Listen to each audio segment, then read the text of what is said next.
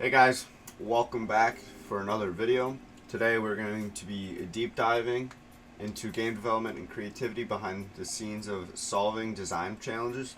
We're going to talk about just creativity in general and using that for problem solving. And one of the biggest techniques I like to use when problem solving, this can be with coding a new mechanic, designing a level, or balancing gameplay and solving bugs. So please stick around as I break down all the steps for this problem solving technique. So step one, you got to identify the actual problem and then break that problem down. So in game development, knowing exactly what's wrong is crucial, because otherwise you might end up fixing something that isn't even the problem, and this could cause more problems down the line, and you just never solve that original problem as well. When you're thinking of the problem, you got to think, what is wrong, truly? And the example I'm going to use today is swimming. So obviously the swimming is all fixed. Made past devlogs about that. We're just going to use that as an example for today's video. So originally the swimming in my game was slow and not very engaging to the player. I could have immediately, instead of thinking, oh, swimming's the problem, well, the actual swimming mechanics is the problem, I could have just said, oh, the problem is the gravity. Well, the gravity while in water isn't correct, which I could have said that and had a bunch of different solutions for that, and it would still be bad. So what did I do? I realized, okay, what's the actual problem? And I figured out it's the swimming mechanics, which, if you guys are new to the channel, the swimming mechanics for my game was a simple 4-direction movement system. You could only go in vertical dashes up or down, and you could also slowly move side to side. Now, there's obviously a big problem with this because it wasn't very fluid. With only vertical dashes up and down, it caused the game, I mean, when you were in the water, it was very stiff, very constraining. With combat in the game, inside water, it was atrocious to play because, let's say, in my old videos, I had the crocodile enemy, and fighting the crocodile enemy in water was very difficult because you could really only quickly move up and down, and moving side to side was super slow because it was just a consistent speed going left to right, and it wasn't very fast, and it just wasn't very good. So I figured that this vertical dash and the slow moving side to side was not the correct answer. So I immediately thought of, okay, fluid movement in all directions. And when I said fluid movement in all directions, what I really wanted was quick and responsive, which obviously creates good movement system. And if you go into, I did some research with other games and their swimming systems, and a lot of the games that water areas and the swimming is bad, it is very slow and methodical swimming mechanics, like my original swimming mechanic, and it's not ideal. So quick and responsive is what you want, but why stop just at 4-directional movement if you want it to be fluid movement? This 4-directional movement is still going to feel stiff, and we don't want that. So that is when I introduced 8-directional movement to create more fluidity. Now this 8-directional movement is going to naturally be more fluid, but to make it feel to the player, it's somewhat fluid, making new animations only in 4 directions, but new animations that help bridge the gap with the 8-directional movement, that make it feel like it's something new. To go on top of this, we're just going to break down what I want the 8-directional movement to be and how I want to do it, especially with the different Well, doing it with like this really isn't hard to implement, but making it feel good and making it work is always what we want. So immediately you're going to think, okay, how am I going to implement this?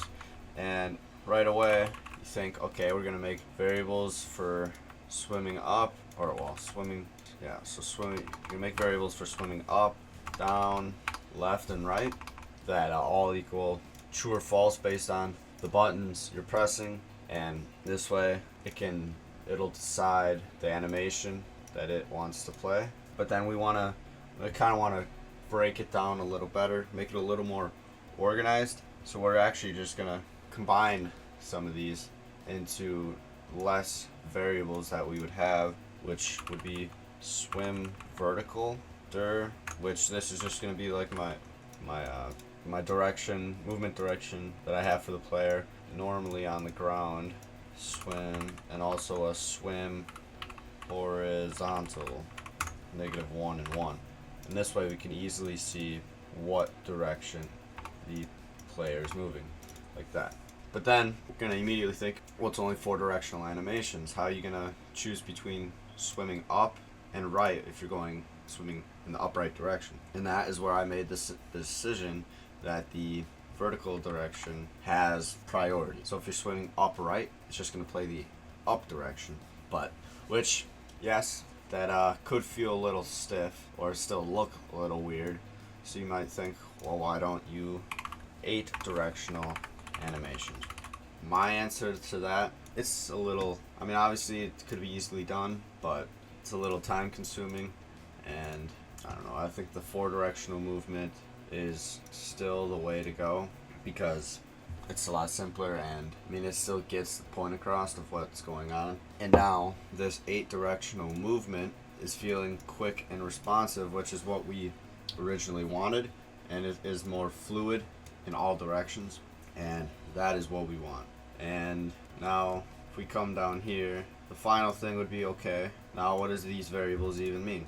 And it's actually pretty simple. Based on if the swim vertical direction is -1 or 1, we can easily have the sprite flip V equal true or false, as well as which animation up/down, which you could do either way, which I ended up doing this flip V. Well, I did both, where animation up and down was the same animation. It was just whether it was being played normally or flipped vertically.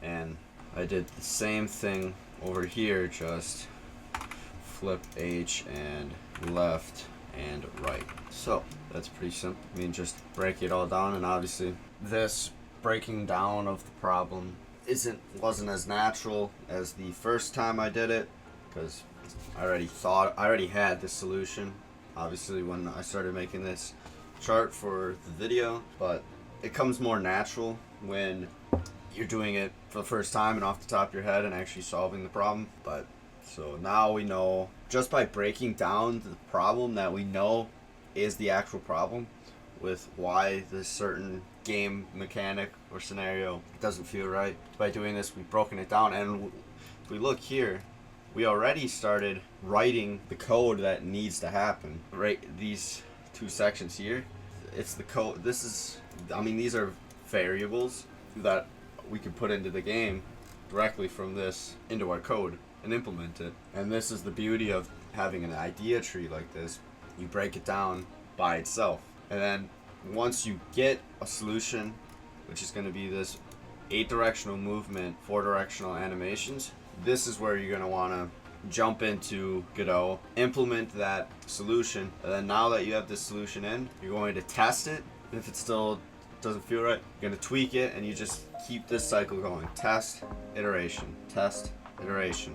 And if for some reason it still doesn't work, then obviously that might not be the best solution, but you also got to remember, nothing is perfect. So if you get a new solution and it's better, and there's still something that it just feels slightly off, like if it's small enough that you don't think it is a huge problem, but it's just a problem, just leave it for now and move on to the next big problem. Because if you keep trying to make something perfect, it's not going to happen. It's an endless loop, because honestly nothing is perfect.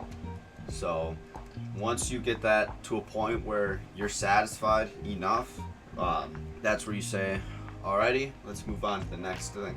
And now that we've gone over this whole idea tree and breaking down a problem, testing and iterating, now that is where this video is done, because that's the gist. Just using problem solving along with your creativity goes a long way in the creating new mechanics and fixing old ones.